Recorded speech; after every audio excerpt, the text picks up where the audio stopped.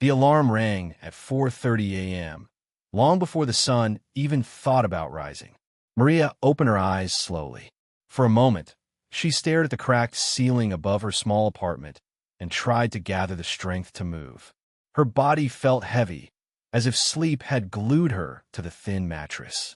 But she didn't have the luxury of resting longer. She turned her head and looked at the two small beds across the room. Her twins, Ethan and Ella, were still asleep. Their blankets were half kicked off, their faces peaceful and unaware of the weight sitting on their mother's chest. Ethan had one arm stretched out, almost as if he was protecting his sister even in his dreams. Ella's small hand was curled near her cheek. Maria smiled softly.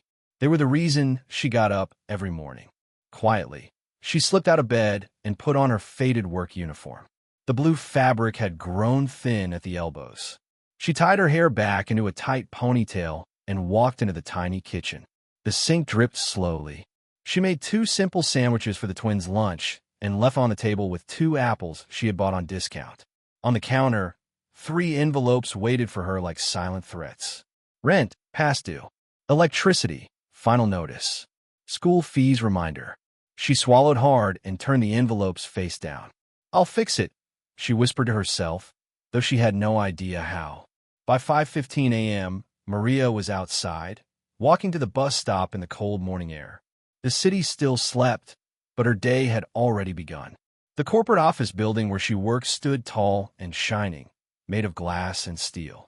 Inside, everything sparkled. Marble floors, polished desks, bright lights. But Maria saw a different side of it. She saw the dust under tables, the stains in carpets, the fingerprints on glass doors.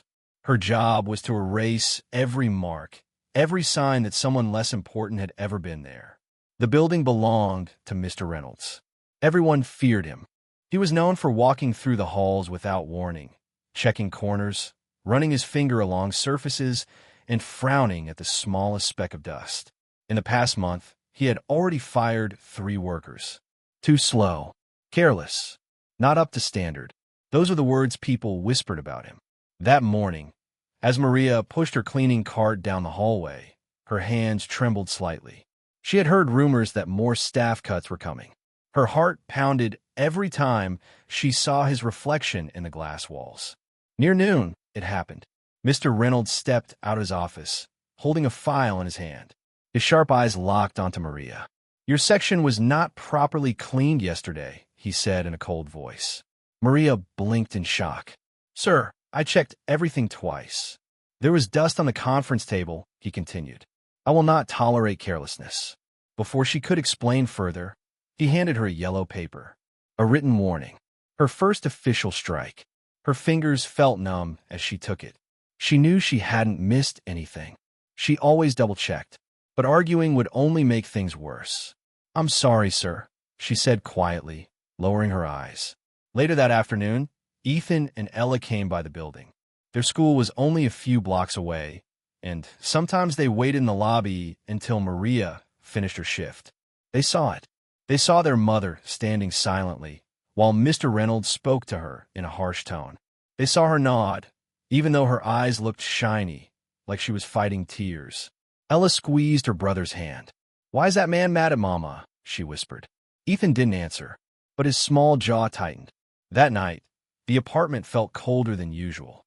Maria tucked the twins into bed and kissed their foreheads. She smiled and told them everything was fine. She asked about school. She listened to their stories. But when she thought they were asleep, she sat at the tiny kitchen table with the warning letter in front of her. Her shoulders began to shake. She covered her mouth so no sound would escape, but a soft sob slipped through anyway. "If I lose this job," she whispered. She didn't finish the sentence. She didn't have to. From their beds, 2 small pairs of eyes opened in the darkness. Ethan and Ella lay very still, listening to their mother cry for the first time in their lives. And in that quiet, painful moment, something changed inside them. They didn't fully understand rent notices or warning letters, but they understood one thing clearly. Someone was hurting their mom, and that was something they could not ignore. The storm was coming, and the smallest hearts were already preparing to stand against it. The next morning, The office building did not feel the same. Maria sensed it the moment she stepped inside. The air felt tight, heavy, as if something had gone terribly wrong. Employees stood in small groups, whispering. No one laughed. No one smiled. Her heart began to race. As she pushed her cleaning cart toward the supply room, she overheard two receptionists speaking in low voices. It was on his desk last night, and now it's gone. Maria slowed her steps. Inside the building's main conference room, an emergency meeting had been called. All cleaning staff, assistants, and junior workers were ordered to gather. Maria wiped her hands nervously on her uniform before stepping inside. At the front of the room stood Mr. Reynolds. His face was pale, but his eyes burned with anger. "A confidential contract," he said sharply, holding up an empty folder, "has gone missing from my office." The room fell silent. "This document was worth millions," he continued. "It was locked in my desk drawer yesterday evening. This morning, it was gone." A wave of murmurs spread across the room. Maria's stomach dropped. Mr. Reynolds scanned the workers slowly. "Only a few people had access to my office after hours," he said, "cleaning staff included." The words felt like a punch. Maria's fingers tightened around the edge of her cart. "I will not tolerate theft in my building," he added coldly. "If the document is not returned by Friday, someone will be held responsible." His gaze stopped on Maria. She felt it, like a spotlight burning her skin. "You," he said, "you were assigned to my floor last night." Maria swallowed. "Yes, sir, but I didn't." "You already have a warning on your record," he interrupted. Carelessness and dishonesty often go hand in hand. The accusation hung in the air. A few workers looked down. Others avoided eye contact. No one spoke up. Maria felt heat rush to her face. She had never stolen anything in her life. She worked 2 shifts, sometimes just to pay for school supplies. She skipped meals so her children could eat better. And now this. "I did not take anything," she said quietly, her voice trembling but steady. Mr. Reynolds didn't reply. He simply turned away, dismissing her like she was invisible. The meeting ended, but the damage remained. All day, whispers followed her. Maybe she needed money. She's been struggling. Did you see how nervous she looked? Each word felt like a stone thrown at her back. By afternoon, Ethan and Ella arrived after school, as they always did on Wednesdays. They walked into the lobby holding hands, their backpacks bouncing lightly behind them. But today, something was different. They saw their mother standing near the elevator with Mr. Reynolds again. His voice echoed across the quiet lobby. "If that document doesn't appear," he said firmly, "you will be the first to go. Do you understand?" Maria nodded slowly, her eyes glossy but refusing to let tears fall. Ethan froze. Ella gripped his sleeve. "Why does he keep talking to Mama like that?" she whispered. Ethan's chest tightened. He didn't understand contracts or office politics, but he understood blame. He understood unfairness. He saw how their mother's shoulders looked smaller than usual. He saw how she kept her hands folded in front of her, like she was trying to shrink. They had never seen her like this. When Mr. Reynolds walked away, Maria forced a smile as she approached her children. "Hey, my brave stars," she said softly. "Ready to go home?" Ella studied her face. "Mama, did you do something wrong?" The question cut deeper than anything else that day. Maria knelt down and held both of them close. "No," she said gently. "Sometimes grown-ups blame the wrong people, but it will be okay." She hoped her voice sounded convincing. That night, she sat at the kitchen table again, staring at the calendar. Friday was circled in red, the day rent was due. If she lost this job, there would be no backup plan, no savings, no family nearby to help. Eviction was not just a scary word. It was a real possibility. She imagined packing their clothes into bags. She imagined telling her children they had to leave their school. The thought made her chest ache. In their room, Ethan and Ella were not asleep. They had heard enough to understand that something serious was happening. "Mama didn't steal anything," Ella whispered fiercely. "I know," Ethan replied. "And that man is going to fire her." Ethan stared at the ceiling, his small fists clenched under the blanket. "He can't," he said quietly. But deep down, both of them felt it. The clock was ticking, and by the end of the week, their whole world could change. As Friday crept closer, fear settled into their tiny apartment like a shadow that refused to leave. Someone had taken something important, but it was their mother who might pay the price. That night, the apartment felt smaller than ever. The lights were off, but Ethan and Ella were still awake. The street lamp outside their window cast long shadows across the walls. Every time a car passed by, the light shifted like the room itself was breathing. Ethan stared at the ceiling. Ella turned toward him in the dark. "You saw it too, right?" she whispered. He nodded, even though she couldn't see him. The boss was blaming Mama again. Ella's small hands tightened around her blanket. "Mama doesn't steal. She doesn't even take extra sugar packets from the cafe." Ethan gave a tiny smile. That was true. Their mom always said, "If it's not ours, we don't touch it." There was silence for a moment. Then Ethan spoke, his voice lower than usual. "Did you see that man near the elevator yesterday?" Ella thought carefully. "The tall one with the red tie?" "Yes." Ella sat up slightly. "He came out of the boss's office when Mama was cleaning the hallway." Ethan nodded again, and he looked scared. They both remembered it now. The man had walked quickly, almost bumping into Maria's cart. He had not looked at her. He had kept his hand inside his jacket pocket, gripping something. At the time, it didn't seem important, but now it did. Adults were loud when they were angry. They made speeches. They pointed fingers. But sometimes the truth moved quietly. Sometimes it slipped past when no one was paying attention. Ethan and Ella were always paying attention. They had learned to. They noticed when the fridge was almost empty. They noticed when their mother said she wasn't hungry, even though her stomach growled. They noticed when she smiled a little too hard. Ella's voice softened. "Remember last winter?" Ethan knew exactly what she meant. Their heater had broken. The apartment had been freezing. Maria had wrapped them in both blankets and slept without one herself. In the morning, she said she was used to the cold, but Ethan had seen her shivering. Another memory came rushing in. The day of the school trip. It cost money they didn't have. Maria had sold her only gold bracelet, something their grandmother had given her, just so they could go. She had told them it was old-fashioned, and she didn't like wearing it anymore. They knew she was lying. Their mom always chose them first. Always. Ella's eyes filled with tears, but her voice stayed steady. "We can't just watch." Ethan turned on his side to face her. "We won't." There was a new feeling in the room now. It wasn't fear. It was decision.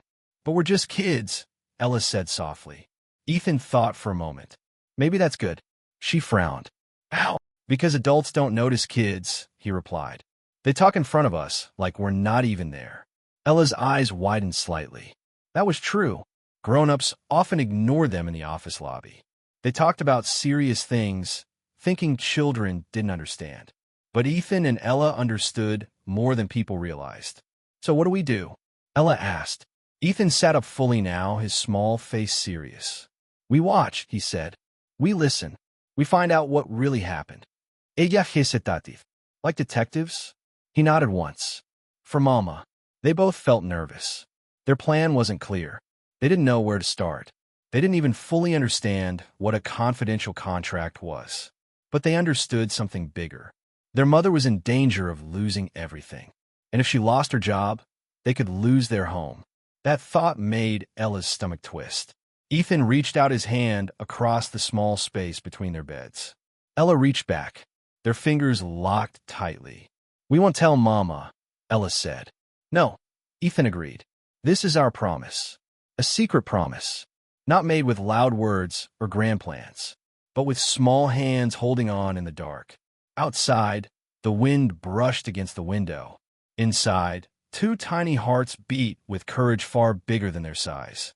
They didn't know how hard it would be. They didn't know how close they were to something dangerous. They only knew one thing. No one was going to hurt their mother without a fight. And tomorrow, they would begin. The next afternoon, Ethan and Ella walked to their mother's office building with a new purpose. They looked the same as always, small backpacks, slightly messy hair, and sneakers that had seen better days. To everyone else, they were just two children waiting for their mom to finish work. But inside, their hearts were beating fast. They had a mission.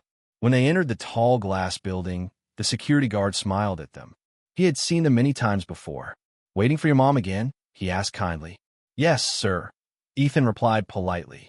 They sat on the soft chairs in the lobby. From there, they could see the elevators, the reception desk, and the hallway that led to Mr. Reynolds' office floor. Adults moved around them, busy and distracted. Phoners hung. Printers hummed. Heels clicked against the marble floor. No one noticed the twins watching. Ella leaned closer to Ethan. Look, she whispered. The tall man with the red tie stepped out of the elevator. He looked nervous. His eyes darted around the lobby before he walked quickly toward the exit.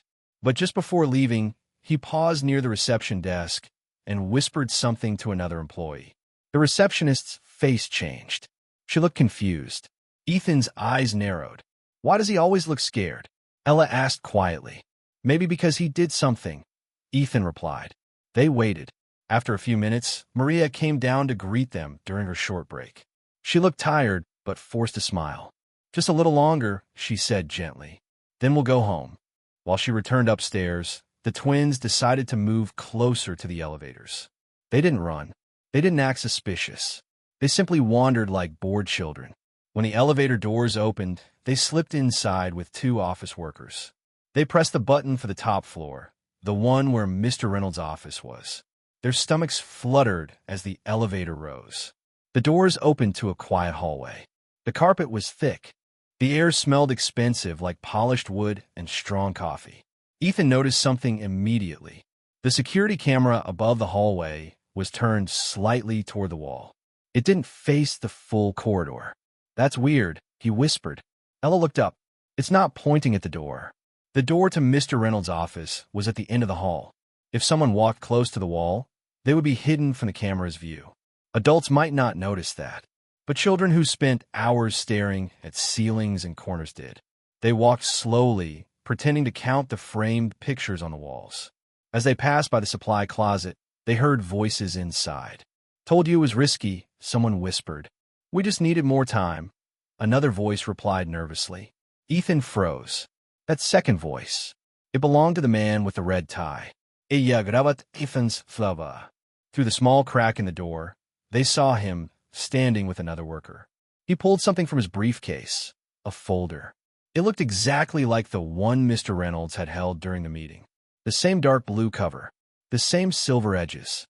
Ella's heart pounded so loudly, she thought the whole hallway could hear it. Why does he have that? She mouthed silently. Before Ethan could answer, footsteps echoed down the hall. The twins quickly stepped away from the closet and pretended to examine a painting. Mr. Reynolds himself turned the corner. His sharp eyes scanned the hallway. What are you two doing up here? He asked, surprised. Ella's mind went blank. Ethan spoke quickly. We were looking for the restrooms, sir. Mr. Reynolds stared at them for a moment, suspicious but distracted. His phone buzzed.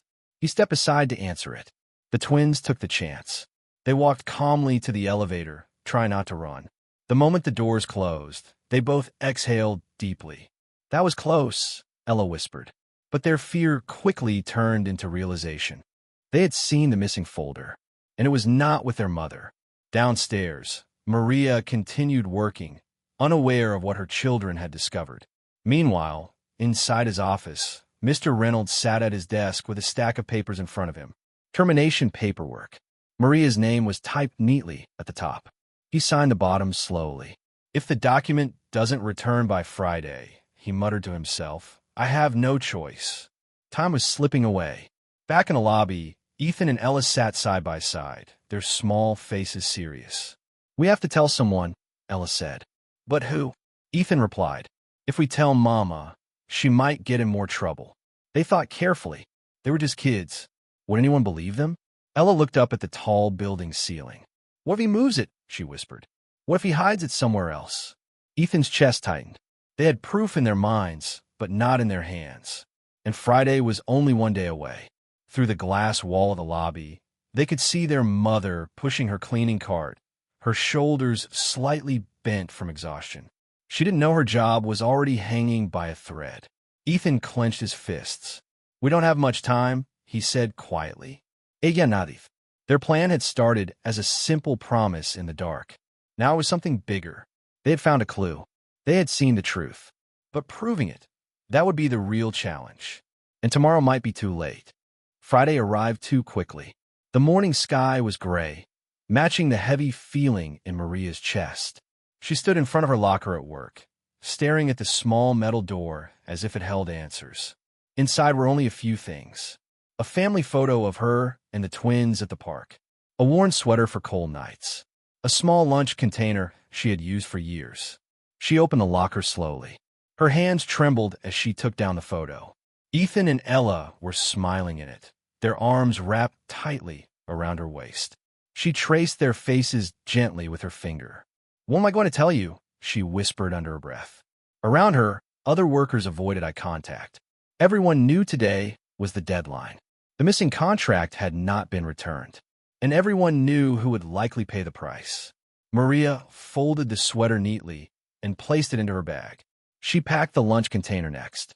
Each movement felt final, like closing chapters she wasn't ready to end.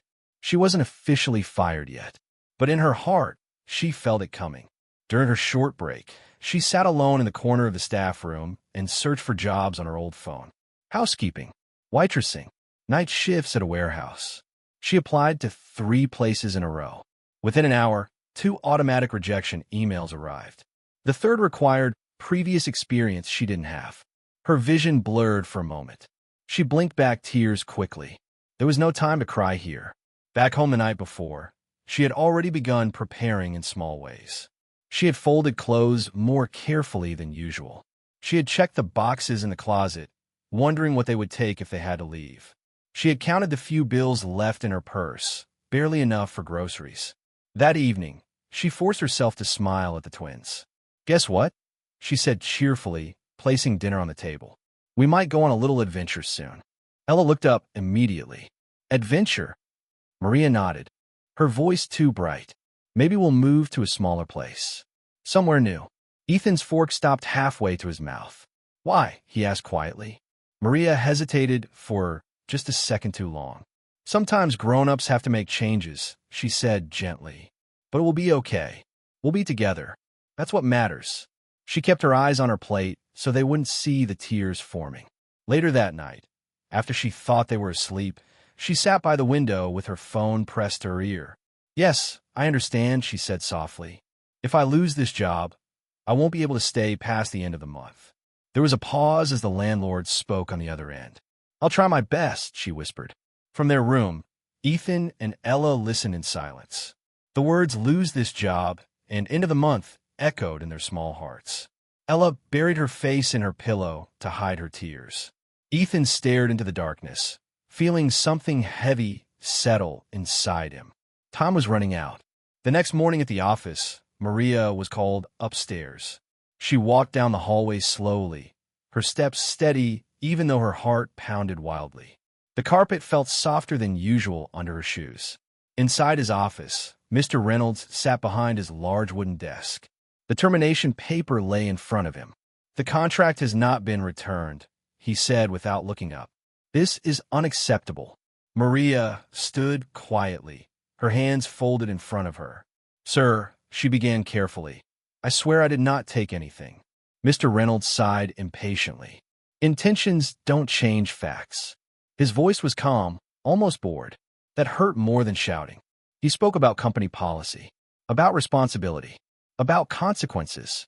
Not once did he ask how she would survive without this job. Not once did he show doubt. When she left his office, her legs felt weak. In the lobby, Ethan and Ella watched from their usual seats. They saw their mother's face. They didn't need words to understand. The paper in her hand said everything. Ella's small fingers dug into Ethan's arm. "We're too late," she whispered. Ethan's eyes burned. "No," he said firmly, even though fear crept into his voice. "Not yet." Across the lobby, Maria knelt down in front of them. Her smile was soft but broken. "Whatever happens," she said, pulling them into a tight hug, "I am proud of you, and I love you more than anything." Her embrace lasted longer than usual. Too long. The twins felt it. This wasn't just a hug. It felt like goodbye. And in that moment, as the clock ticked closer to the end of the workday, they realized something with painful clarity. If they didn't act now, their world would change forever. The breaking point had come, and the smallest heroes had only hours left to fight. The paper in her hand said everything. Ella's small fingers dug into Ethan's arm. "We're too late," she whispered. Ethan's eyes burned. "No," he said firmly, even though fear crept into his voice. "Not yet." Across the lobby, Maria knelt down in front of them. Her smile was soft but broken. "Whatever happens," she said, pulling them into a tight hug, "I am proud of you, and I love you more than anything." Her embrace lasted longer than usual. Too long. The twins felt it. This wasn't just a hug. It felt like goodbye. And in that moment, as the clock ticked closer to the end of the workday, they realized something with painful clarity. If they didn't act now, their world would change forever. The clock on the lobby wall read 4:10 p.m. By 5 o'clock, the decision would be final. Maria sat quietly near the reception desk, waiting for the official notice to be processed. Her hands rested in her lap, but her fingers would not stop trembling. Around her, employees moved carefully, speaking in low voices. No one wanted to get involved. Ethan looked at the clock. 49 minutes. He turned to Ella. Her eyes were red, but there was fire in them now. "It's time," he whispered. "Ella nadith." Before fear could stop them, the twins stood up and walked toward the elevators. Their small steps echoed loudly in their own ears. When the doors opened, they stepped inside alone. Neither of them spoke during the ride-up. This was it. The top floor was busier than usual. Through the glass walls of the main conference room, they could see several executives sitting around a long table. At the head sat Mr. Reynolds. On the table in front of him, the termination file. Ethan's stomach twisted. Without giving themselves time to doubt, the twins pushed open the glass door. The room fell silent instantly. Chairs creaked as adults turned in surprise. Mr. Reynolds frowned. The breaking point had come, and the smallest heroes had only hours left to fight. What is the meaning of this? Ethan swallowed hard, but he did not step back. "We need to talk to you," he said, his voice shaking but clear. A few executives exchanged confused looks. "This is not the place for children," one woman muttered. But Ella stepped forward. "It is," she said softly, "because you're about to make a big mistake."